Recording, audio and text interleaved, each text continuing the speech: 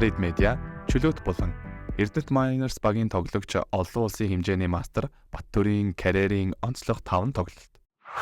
Өсвөрийн авраг оюутны лиг, дээд лиг гэх мэт сагсан бөмбөгийн замлаа академик шатлалаар ахиулсаар ирсэн зүүн тамирчдын нэг бол Эрдэнэт Miners багийн тамирчин олон улсын хэмжээний мастер Баттөр.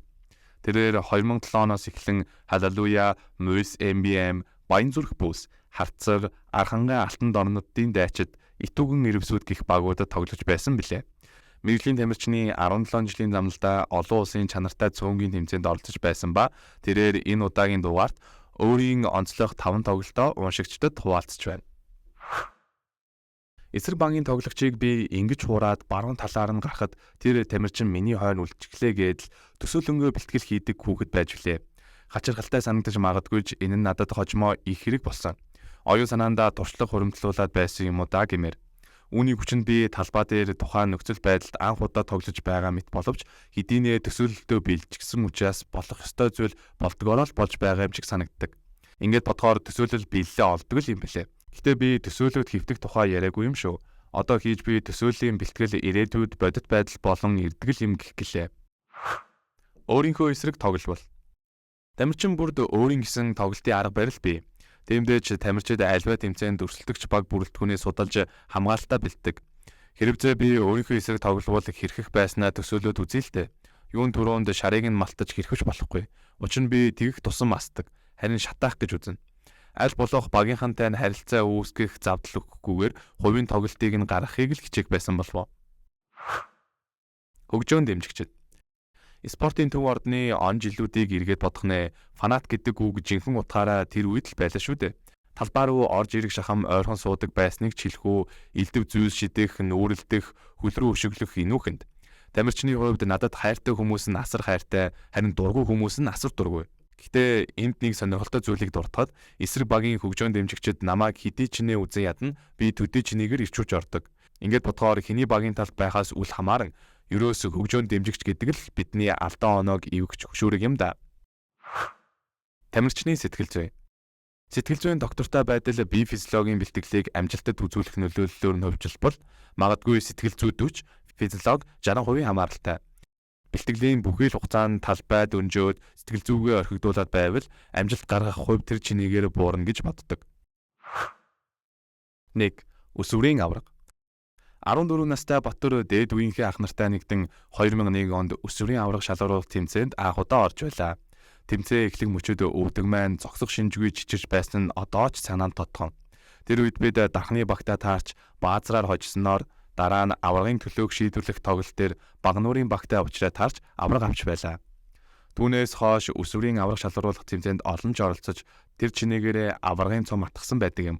2003 онд үеийнхэнтэйгээ хамт өсвөрийн авраг шалгаруулах тэмцээнд оролцоход 2 жилийн өмнө хоршооллын нийгэмлэгийн заалан тоглож байх үеийн айдас сандрал хэдийнэ арилсан байсан. 2. Гуанжуугийн Азийн наадам. 2010 оны Гуанжуугийн Азийн наадамд Хятадын шигшээ багтаа хийсэн нээлтийн тоглолт миний ой тоноос гардаггүй. Шигшээд 2 жил тогсныхоо дараа хамгийн том тэмцээн гэсэн үг л дээ. Нутагт нь болж байгаа тэмцээн гэдэг утгаараа Яоминээс бусад бүхий л од тамирчид цуглжсан байлаа.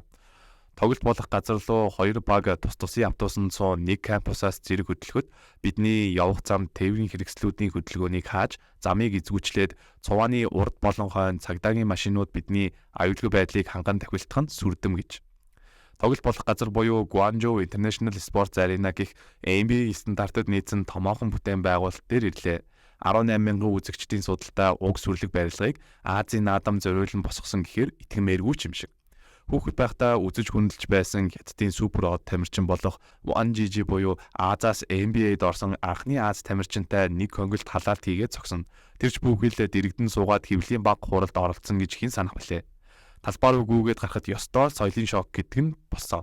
Зах хязгаар нь үл харагдах тийм олон хүнийг өмнө нэг дор хаж байгаагүй юм бэлээ. Тухайн үед Монголын шигшээ баг Хятадын багтай харьцуулчгүй байсан тул олон онооны зөрүүтэйгээр ялагдал хүлээсэн ч эхний 2 үеийн турш харин ч ойролцоо оноотой тоглож Хятадын хөгжөөн дэмжигчид хүртэл бидэнд хүндэтгэл үзүүлж байсныг сандаг. Тэр гэхийн тэмдэггүй гоц мэдрэмжийг төрүүлсэн талбайд бид мөрөө гаргасных чамлахааргүй амжилт үзүүлж 10 дугаар байранд орж байсан. 3. Инчоны Азийн наадам. 2013 онд бид Зүүн Азийн наадмын урьдчилсан шатанд хид тоглоод баггүй туршлага хуримтлуулчихсан байсан тул энэ удаад хоосонгүй лавтай хэмээн найдаж байсан юм. Мөнхийн өрсөлдөгч болох Хонконгийн шигшээ багаас өксүүлээд Малдивыг чалж Кувейтийн багтаа тоглохоор боллоо. Товчхондоо тоглож утга шат руугаа орж манайх 1 оноогоор илүүрхэж байсан ч эцсийн мөчөд эсрэг багийн тамирчны шидсэн бөмбөг унснаар манайх баазраар ялагдаж байсан юм. Хэрэв бидний төлөвсөн ёсоор болсон бол манайх Кувейтийн багийг зайлшгүй ялж улмаар Йорданы багтаа тоглоод хэрвзээ ялагдвал Кувейтийн багийг ялсан гэдгээрээ дараагийн шатанд шалгарах байлаа. Гэтэл тоглолтыг эргүүлж орхисон тэр эцсийн шидэлт надад гэлтгүй манай багийн нөхдөд асар хүн цохилт болсон нь лавтай. Дараагийн тоглолт Йорданы багийн эсрэг. Бид тэдэнтэй 2010 онд уучраа таарахтаа ойрхон ялагдаж байсан тул 4 жилийн бэлтгэл туршлагын дараа дахин тоглох болоход бас ч гэд санаанд багтах янзтай. Миний хувьд солилцооноос тоглосон ч 2 дугаар үеэс хойш тоглолт дуустал талбай дээр итгэлснийх Йорданы баг ялагдал хүлээж харин бид шилдэг 8 багийн нэгээр шалгарсан. Сагсан бөмбөгийн спорт гэдэг нь нэг зүйл рүү зориод тэр нь бүтлийг ис олбол нураа дундаг спорт биш шүү дээ. Энэ удаа ялагдсан бол дараагийн удаа зайлшгүй ялах ёстой гэсэн шин зорилго гарч ирдэг нь бичигдээгүй байл. Үүнд ч тамирчдын сэтгэл зүй бэлтгэгдсэн байдаг. 2014 оноос 2015 оны дээд лигийн аварга. Тухайн үед би харцаг баг тариалагддаг байлаа. Мөнхийн өрсөлдөгч гэгдэж байсан Алдар Танангард багтай уучраа таарч ордон нурах төххүү гэмээр халуун тоглож болж билээ. Хэрэв Алдар Танангард ялбал лигийг цааш үргэлжлүүлэх, манайх ялбал аврагын төлөө тоглох тийм л игзэгтэй тоглолт байсан юм. 5 удаа тоглоход манайх 3-2 харьцаатайгаар тэргүүлж байв. 6 дахь тоглолт дээр 4 үе дуусч 4 удаа цаг сугаж тоглосон. Нэг ёсондоо 7 үеийн турш тоглоход оноо тэнцэж явсаар 8 үе тоглосны эцэст манай баг ялдавж байсан юм. Тэр тоглолтын үеэр талбайн уур амьсгал ямар байсан тодорхой. Миний хувьд 39 оноо авч бага оноо авалтаар тэргүүлж лигийг дуусгаж байсан. 5. Азийн аваргын урьдчилсан шат. 2008 оноос хойш үндэсний шигшээ багт тоглосныхоо үр шимийг үзэх хамгийн зөв цаг нь өнгөрсөн жилийн Азийн аваргын урьдчилсан шатны тоглолтын үеэр тохиосон. Миний хувьд шигшээгийн замлын маань сүүлийн тоглолт байж болох юм гэсэн бодлоор эх орныхоо талбай дээр Монгол хөгжөөнд дэмжигчдийнхээ өмнө Азийн аваргын эрхийг заавал авч өгөхийн тулд бие физиолог болон сэтгэл зүйн бэлтгэлийг ёстой л чинээнд нь тулгасан. Манай баг Сингапур, Хонконг гэх орнуудыг ялснаар 2 дахь шатандаа шалгарах байсан юм. Сингапурын эсрэг тоглолтын дээр миний хувьд бага оноо авалтаар тэргүүлэхийн сацуу хүсэж байсан ялтаач авч чадсан. Хүн нэг зүйл рүү махартлаа зориод эртцэд нь түүндээ хүрхэл зөвөрлөх зүйлгүй сайхан мэдрэмж юм билээ.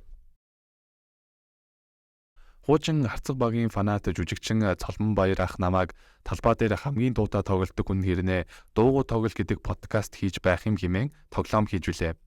Сагсан бөмбөг сонирхогчид миний талбай дээр гаргадаг характер биеийн хилэмжээр маань өнгөц дүгнээд их л уур савсуулсан төрөмгийн хүн гэж ойлгоод байдаг. Угтаа бол сагсан бөмбөг миний тайвшрал олж авдаг орон зай цаг хугацаа юм шүү дээ. Яагаад гэдгийг нь мэдэхгүй юм. Би сагсан бөмбөгийг эдис бүхэнд нь хайртай, бөмбөг залах агшин, талбай уур амьсгал, торонд бөмбөг орох чимээгээд л сагсан бөмбөгт хэний сэтгэл зүй тайван байна. Тэр л ялдаг. Нийтлэлийг бичсэн цэнгэг, нийтлэлийг уншсан жавхлан төр.